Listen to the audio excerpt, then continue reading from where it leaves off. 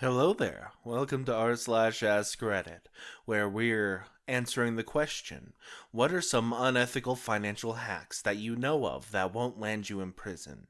If you enjoy, like and subscribe, hit that notification bell, and give me your stories in the comments below. Who knows, I might read them in a future video. Now, without further ado, let's get started, shall we? When I park at the airport, paying for the lost ticket is cheaper than 3 days of parking, so if I'm there for longer than 3 days, I just say I lost the ticket and pay the fixed price. Make a profile of a sexy whammon saying that you want a splooshy donor, but it has to be done the old fashioned way, and the person has to have specific ancestry and no genetic issues. To prove this, the donor will have to submit a genetic test and link to 23andMe. The link will be, of course, your referral link that gets you $20 per person you refer. If you got a decent bit of land, find out what your state's requirements for agriculture tax exemption. Significant drop in property taxes. Friend keeps 6 cows because that's one of the things that qualify you. She's bought the hundreds of acres and built a barn that costs more than my house to keep her horses. It's an expensive hobby, yes, but not per the state's law, agriculture use, as adding 6 cows turned the whole operation into agriculture and saved loads each year on property taxes. Another friend sells about $2,750 in nursery stock from a greenhouse. $2,500 a year is the requirement in her state. It's not illegal, slightly unethical because the point of the program is to help out farmers. Doing the bare minimum to qualify to save on property taxes is obviously not what they meant. I saw a poster in the ladies' room at the KOA in Santa Fe that said the best way to double your money is to fold it in half and put it back in your pocket. First of all, you and me start working the bank. Doesn't matter the position, okay? Just so long as we get in there, right? And then we go in there every day to do the work, gain their trust until we get them in the palm of our hand, alright? So how we get the money? That's the beauty of it, bro. They deposit the money into our bank accounts, week after week, month after month. They're not even going to know they being robbed. And then 20 or 30 years later, we walk out the front door like nothing even happened. Setting up an emergency fund to collect emergency donations and then keep 90% of the money. There's lots of YouTubers who have done that. Become a politician and accept monetary gifts in exchange for favorable legislation. I've made tens of thousands of dollars opening bank accounts for the sign-up bonuses. Some banks like Chase, I've had 7 accounts over the years. Roth your kids. Tax code says they have to be able to do age-appropriate work, so they can't do bookkeeping. But they can be models the day they are born. License the image and likeness for $6,000 or W-2 them if you have a small business that does payroll. Put the money into Roth and invest in an index ETF. The money doubles every day, 7 years, but the dollar loses half its value to inflation every 20 years. By the time they are 59.5 years old, this works out to about $200,090 in today's dollars. $2.3 million in the year 2083. Buy an ATM. Set the ATM fee to $10. Get 10 bank accounts with ATM fees reimbursed. Take money out of an ATM every day from each account. Collect $10 fees, which is $1,000 a day. My wife's mom goes to the dollar store and buys hundreds of books for $1. Then she sells them all on Amazon for $15 to $20 a book. Secure a conservatorship of a lonely elderly neighbor. Then pay yourself a conservatorship fee to manage them until they pass away. Drag barbecues from people's yards to the curb. Once the barbecue is at the curb, it's considered garbage and not illegal to take and resell for cash. The betting apps have sign-on bonuses. Something like bet $5 and receive $150 in bonus bets. Bet your $5, then put half of the $150 on one team, half on the other. That's a free $75 for you. Not unethical at all since they're offering it, but figured people should know. Become a televangelist and get poor people to send you money to buy a mansion and private jet because that's what God wants. Nice try, IRS. Save thousands on expensive cigarettes and by taking up secondhand smoking instead. We all be scrolling this post looking for tips on a new side hustle. If you have a very elderly parent, gift them $18,000 of stock every year. In fact, if you're married, you can gift them $18,000 and your spouse can gift them $18,000.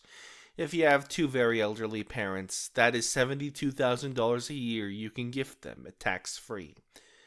The parent receives the stocks at your cost basis if you do this as a brokerage to brokerage transfer. When your parent passes, they give you the stock as an inheritance, but it comes to you with its value at the time of their death. So you never pay any taxes on the appreciation of the stock. That is the hack, avoiding any taxes on the stock appreciation. For example, if you're 60 and have been saving and investing your entire life, stocks you bought decades ago have increased multiple fold. Your parents are both 85, spending the next 2 years gifting them $36,000 a year cost basis might get you back $400,000 and avoid all taxation. The same is true for someone that did well with company stock from an IPO or hit big on one or two individual stocks. You can always eat a few grapes for free when at the grocery store. If you work from home, run an LLC and write everything off that you can imagine. A quarter of your home is your office. Write that off. Lunch out? Put it on the business card. Anything you buy that's tech related. I've even known people who write off vacations with the idea that if they got audited, they'd just say they were meeting a potential business partner. A wise accountant once told me, write off everything you can, because it's only a misunderstanding if you write something off you shouldn't have. Conversely, always report every penny you make, because it's a felony if you don't. Take a penny, but don't give one. You go to hotels for free breakfast. Never had a hotel check that you're a guest unless it was a nicer one with a legit restaurant. You should probably avoid those. Sign up for bank accounts that offer a bonus. Collect the bonus, then close the account. A lot of them allow you to open another account within 180 days and do it again. That's an easy $200 to $400 each time. Research step-up basis loophole if you have any assets. Also set up trusts to protect your assets. Also, if you're an independent contractor, look up all the legal tax deductions to lower your taxable income. The rich get richer because the rich usually have financial advisors and lawyers that know all the legal loopholes to stay rich and get richer. Almost anyone can take advantage of these financial hacks. You just need to find them and apply them. If you want to keep that money, all of it, just give it to your wife. See, the IRS allows you a one-time only gift to your spouse. It's good up to $60,000 tax-free. The IRS cannot touch 1 cent. Become a politician and tell your family members to trade stocks that you have info on. If you run a small business, toward the end of the financial year, buy hundreds of dollars worth of scratch tickets. The important part is that it has to be one single continuous reel of tickets. They're made so there's a guaranteed win every few tickets. After you scratch them all, keep the winning ones for yourself, and tax deduct the losing ones as if they were gifted to the employees for some BS reason. Sign up for those credit cards which give you 12 to 24 months of 0% introductory APY. Max the card on whatever. Put the money somewhere it'll earn interest and returns. When the APY expires, pay the balance in full, then toss the card into a drawer. You've just gotten a several $1,000 interest-free loan. Free interest returns on the money you otherwise would have spent. And now your credit rating is better because of your credit usage percentage is that much less. If a parent dies with not a huge credit card debt, they never bother to go after the estate for repayment. It just isn't worth the trouble. Eventually, the executor will get a 1099-C for forgiveness of debt, but the IRS doesn't have time to pursue the matter either, so it just goes away. The source is, when my mom died, we got a 1099-C, well after the estate settled for a credit card account nobody knew she had. It was just about $4,000. Interest is haram in Islam, so I guess for a Muslim, just earning interest on your money would fit these criteria. Sleep with old people. Ugh. Start a bogus GoFundMe campaign. The amount of gullible people that get ripped off is amazing. Hear me out, guys. AI generated feet pic. Just a disclaimer, the narrator does not support AI in any shape or form, so don't do this. Oh boy, let me tell you about how I got caught in such a scam. I'm sharing so others are aware.